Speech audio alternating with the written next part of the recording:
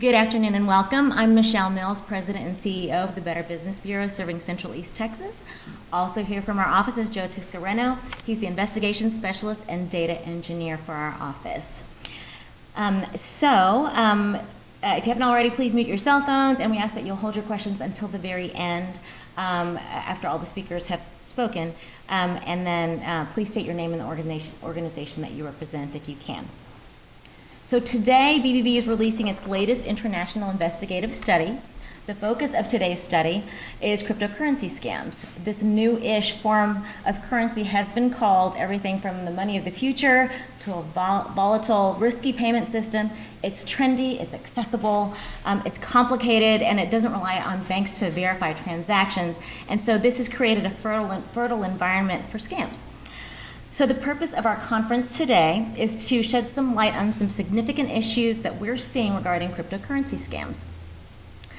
We're very fortunate to have some industry experts with us today, and we will also have, we did not get the video interviews, we will send them to you, but also in your press kits, there are a list of victims who have agreed to be contacted, so feel free to contact them and interview them either on the phone or Zoom or however you want to do that. So that is also in your press kits, along with an infographic and a copy of the study and a copy of today's press release, which should have just gone out.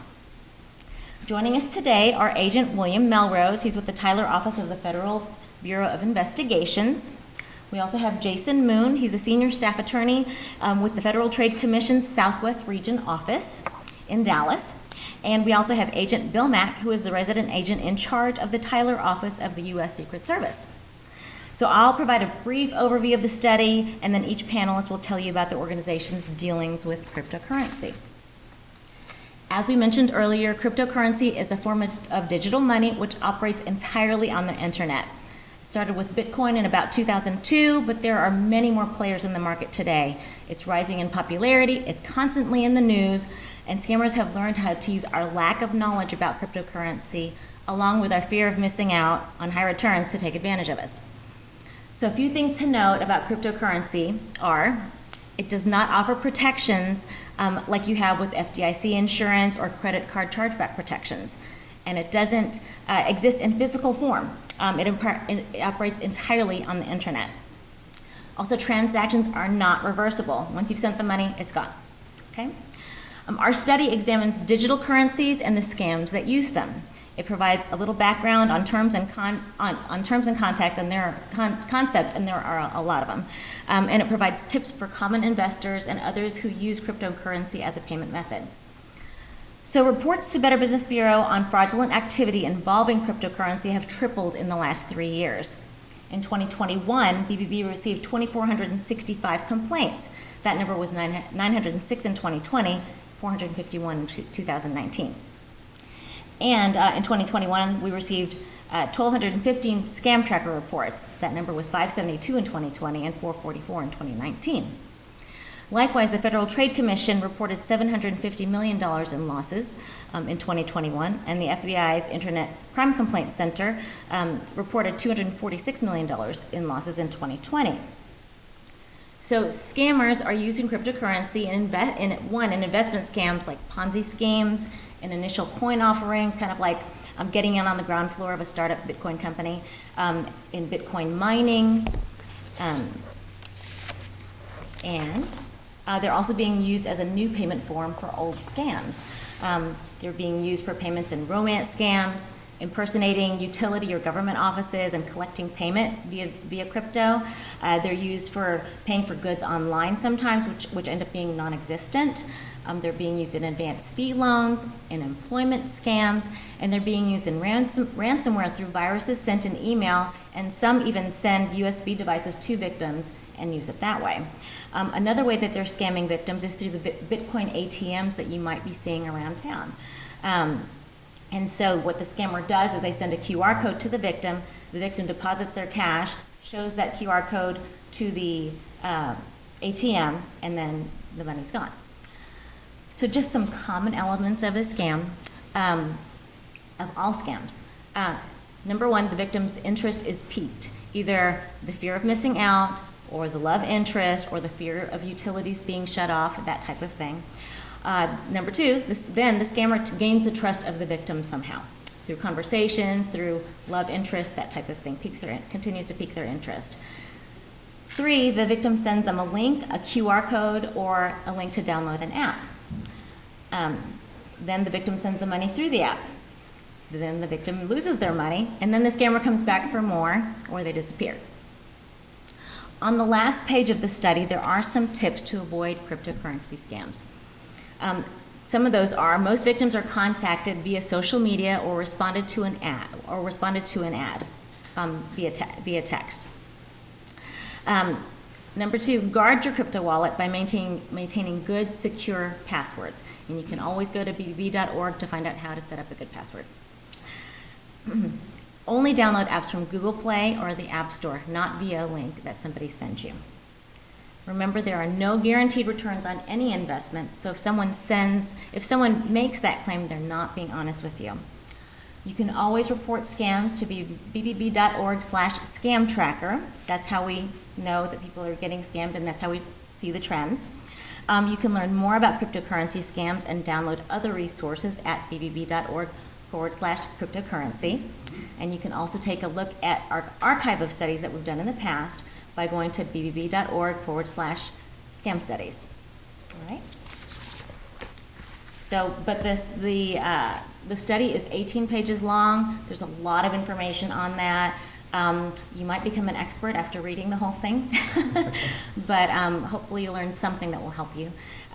Next up, we have Special Agent William Melrose, and we have a long history of working with Agent Melrose. He's been an agent with the Federal Bureau of Investigation for 19 years. He's worked with the Tyler Resident Agency his entire career, and during that time, he's primarily worked with financial-related investigations, and so we're very grateful to have him with us today. He's going to talk a little bit about the new FBI cryptocurrency unit and some other things. Hi, my name is William Melrose with the FBI here in Tyler. Hey, Bill, I'm sorry, you're going to have to go up to the mic so that they can... Sorry.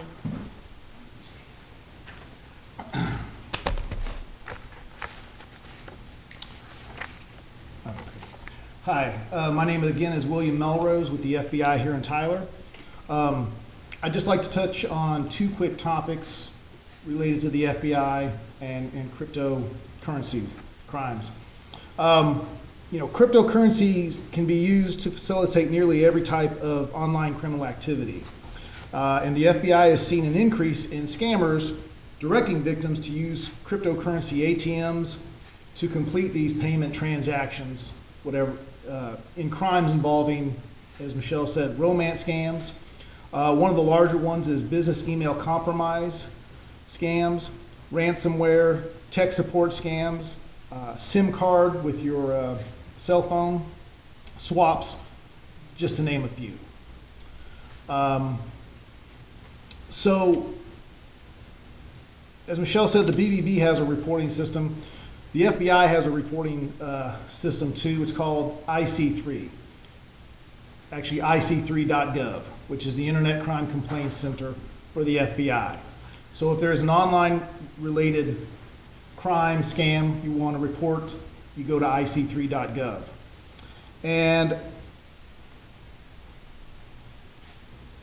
if IC3, what IC3 tries to do is take the compiled complaints and disseminate them to law enforcement for any action they can do. If a matter is opened by an agent or by an office, the agents can work with, we have FBI victim specialists who can help provide local resources for support during the duration of the investigation to a victim. So we have victim specialists that specialize in that. Just wanted to give a few numbers related to complaints that IC3 has received. In 2021, IC3 received 34,202 complaints involving some type of use of cryptocurrency in a scam or a crime. And that could be Bitcoin, Ethereum, or any of the other ones. Those complaints had a total reported loss of more than $1.6 billion. So you can see that, and that's an overall for 2021. And just for, so had it broken out just for Texas, types of crimes that have been reported to IC3 just in Texas. One of the larger ones, again, is the business email compromise at about 1,750 reports. Investments, 1,316. Confidence/romance, 1,752. And it's broken down even more. So out of those crimes, virtual currency was a tool or used somehow in 2,267 of those. And then again, the loss of those due to virtual currency was $110,985,337. So, and that's just what's reported to IC3. And we all know that there's going to be stuff that doesn't get reported. The next thing is that I wanted to just touch on is the FBI's Criminal Investigative Division and the Cyber Division of the FBI have formed a new unit called the Virtual Asset Unit, or VAU, which is to centralize the expertise in virtual currency matters for law enforcement and the intelligence community. Some of the duties of the Virtual Asset Unit will be to provide analysis, asset seizure, and training to FBI. So that's a brand new unit, just stood up in the past month and a half or so. So just finally, just a couple quick tips that I thought of for folks, kind of to piggyback on what Michelle said. Independently verify a call, a text, an email that you may get from somebody that you don't know. You get a call, you get a text. Just don't click on the link that's within that email or that text message. If you get a text from your bank, and they might, don't just click on that link or just don't call that number in the link or that email. Look it up independently online, call your bank, call whomever, and verify it. And don't provide your personal information unless you're instigating that whole thing. Secondly, don't send money, don't send virtual currency to people that you don't know and or have never met. And then finally, if you're a victim of an online crime, report it to your local law enforcement, and then you can report it to ic3.gov. So that's all I have. Thank you, Bill. Yes, ma'am. Our next panelist is Jason Moon. Jason Moon is a senior staff attorney with the Federal Trade Commission's Southwest Region office in Dallas. Since joining the FTC in 2012, Mr. Moon has investigated and prosecuted a variety of cases on behalf of the agency, including cases involving telemarketing, charity, multi-level marketing, and cryptocurrency. Notable enforcement actions include FTC and Venmo Nutrition Company, in which the FTC alleged that an Arizona-based seller of health and energy drinks operated as an illegal pyramid scheme, and FTC versus Thomas DeLuca, an action against promoters of allegedly cryptocurrency chain referral schemes. In addition to casework, Mr. Moon presents frequently on consumer education topics.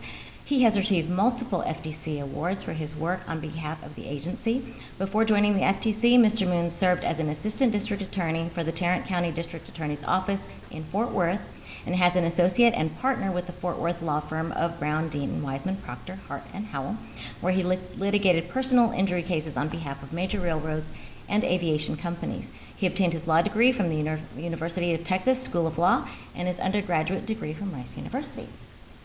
Jason? Thank you, Michelle. Good afternoon, everybody. As Michelle said, I'm with the Federal Trade Commission office in Dallas. We are a federal consumer protection agency. We've been around for a long time, since 1915. Our mission is to prevent deceptive and unfair practices in the marketplace, and we do that by enforcing the FTC Act and a number of other federal consumer protection statutes and regulations. So there's been a lot of things that have happened since 1915, right? So we've had to adjust our approach to things. In 1915, there was There were no television advertisements, there were no internet scams, and there certainly wasn't any cryptocurrency. So this is just the latest of something we've had to figure out how to deal with.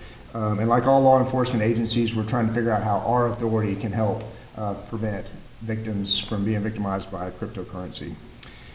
I want to focus on three aspects of what we do. Number one is the complaint tracking function of the FTC.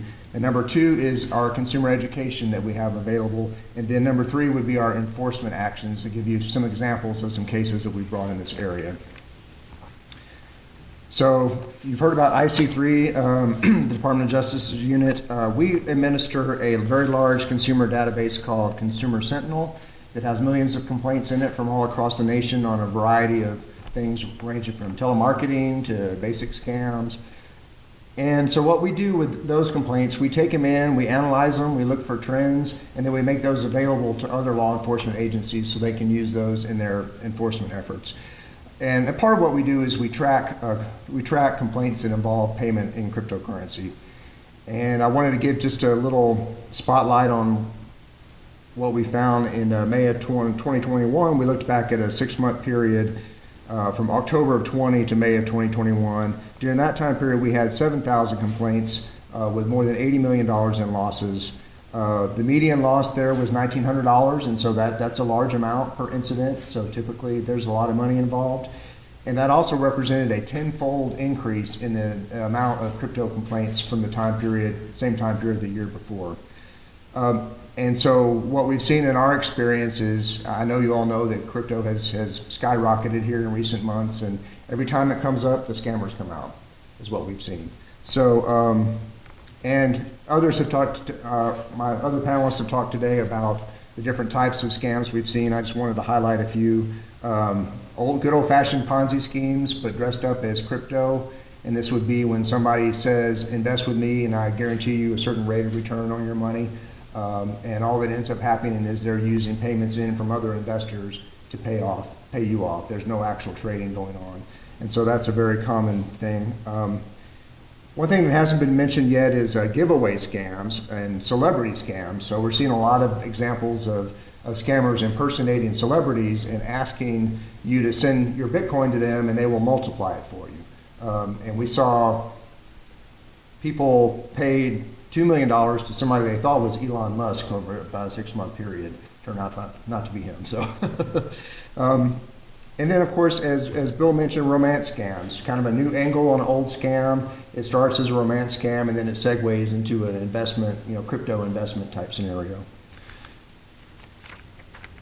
Now, we do offer tips to consumers for how to avoid any kind of scam, including cryptocurrency, and you can go to our website, ftc.gov, and it has lots of great advice for consumers and businesses. And I want to highlight just a few things that we tell folks. Number one, the internet is your friend. Internet search is your friend. It seems like an obvious tip, but if you are asked to invest in a crypto company, run a Google search and put in the word scam and see what you come up with. And it's amazing how often you can figure out that people have been victimized. Be very wary of any crypto investment that guarantees a return on your investment. Bitcoin is any cryptocurrency is extremely volatile. It goes up, it goes down. No legitimate trader can guarantee you a result. So if you hear that, that's a pretty good red flag. The other good red flag is if the trader has some type of secret sauce, magic ingredient, secret formula, how they're going to do this. I mean, the thing that makes crypto tricky in this environment is people are making money on cryptocurrency. I mean, you can make money on anything if you buy it low and you sell it high, so it has happened. But the red flag is if you are dealing with someone who claims they have a secret method, a secret bank of traders, secret technology that's going to do this for you. A lot of times that's a cover-up for a Ponzi scheme.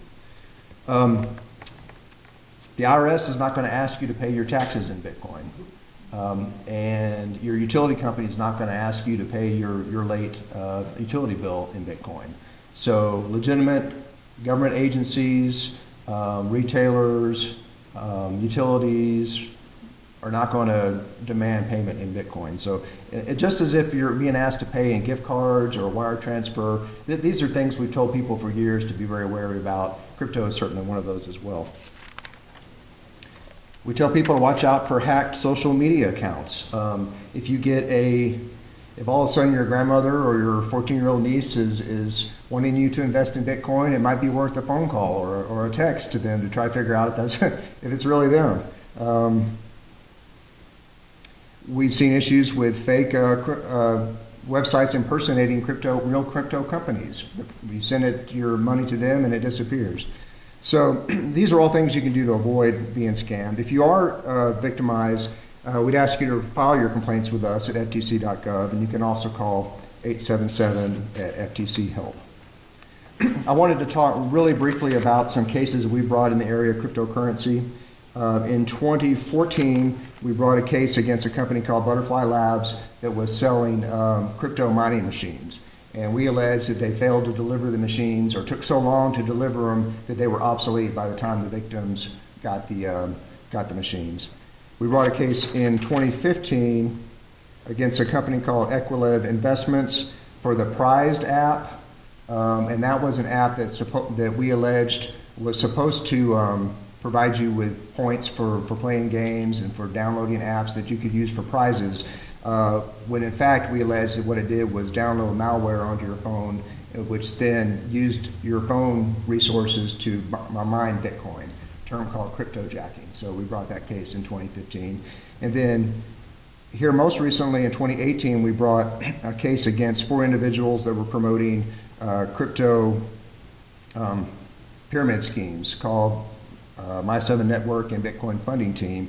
Very basic chain letter type scheme. The idea was that you pay in your Bitcoin, you recruit others, and then you get commissions based on who you recruit. Very straightforward chain referral, chain letter type scheme. And those are examples of cases that we brought in the crypto area. Thank you, Michelle.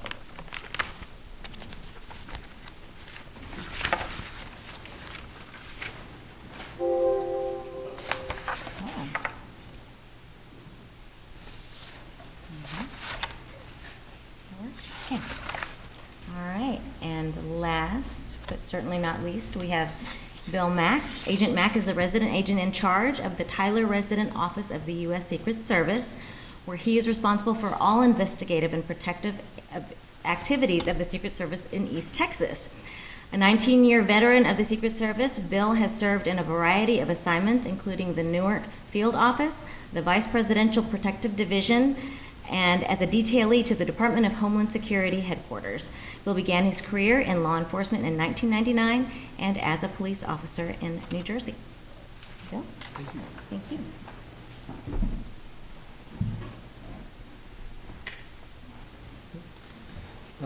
Good afternoon, and want to say thank you to Michelle and the Better Business Bureau for Central East Texas for inviting me and the Secret Service to participate in this event today. Although the Secret Service is known for protecting our nation's leaders, we are also the primary law enforcement agency for investigating the illicit use of digital assets to include cryptocurrency. In line with the President's executive order recently on digital assets, the Secret Service is ready to combat their illicit use. And we work hand in hand with our partners in federal, state, and local government, including agencies like the FBI and the FTC, in dealing with this. I'll mention a quick history lesson on the Secret Service. The Secret Service was founded in 1865. It was founded specifically to deal with the rampant use of counterfeit money, which was heavily in circulation at that time. Over the years, the Secret Service has retained that part of our jurisdiction. We still investigate counterfeit money, including here in East Texas. But our mission has expanded over the years as crooks have evolved and found new ways to defraud the public. Now, here in 2022, the Secret Service is responsible for investigating and arresting any person who violates certain laws related to financial systems. And this means we focus on crimes like credit card fraud, which includes credit card skimming, wire and bank fraud, computer hacking, ransomware, and other cyber-enabled financial crimes. More and more of these crimes are being facilitated by the use of digital assets like cryptocurrency. And although transactions using cryptocurrency and digital assets are not inherently criminal, they do provide a new opportunity for those seeking to do harm, especially using cryptocurrencies to advance their fraudulent schemes. Now, how does this play out here in East Texas? One example of a recent investigation that was conducted by the Secret Service and the Postal Inspection Service led to an indictment here in the area on March 10th. And this indictment alleges that two people tried to convert the proceeds of a variety of fraud schemes, all the ones that we have already been mentioned here today, into Bitcoin in Longview, and then they planned to send the money to foreign actors. The two most common ways this plays out here in East Texas involves either victims that are convinced by scammers to buy cryptocurrency, or people that act as what we call money mules, that send money on, that act on behalf of foreign actors and then are directed by the criminals to send the money in forms including cryptocurrency to them. First, the victims. We see a variety of scams in this area that target individuals and businesses. The most prevalent that we deal with involving individuals is romance scams, like I know we've mentioned. Another one is arrest warrant scams. This is where victims are led to believe that they will be arrested for something that they did not do, and in order to resolve it, they can pay somebody, which is obviously the scammer.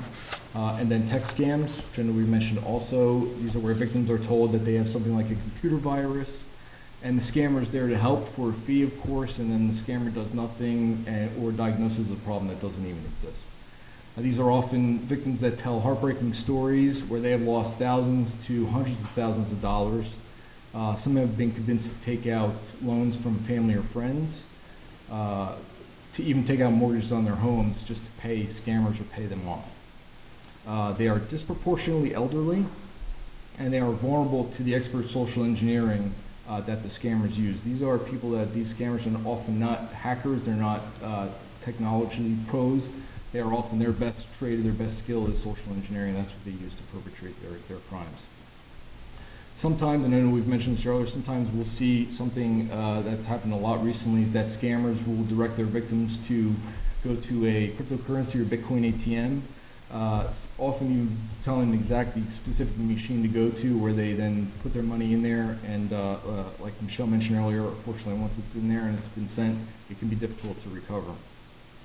Other times, victims are directed to open up a cryptocurrency account online and buy their cryptocurrency there. We've also seen victims be directed to over-the-counter brokers, and these are people that trade cryptocurrencies for customers, and they usually operate outside the normal banking and digital asset ecosystems, and are often willing to handle money coming in from some suspect sources like fraud and drugs. We've also seen, for business I should say, we've seen the most common scam here in East Texas that the Secret Service deals with here is business email compromise, which you know Agent Melrose mentioned earlier.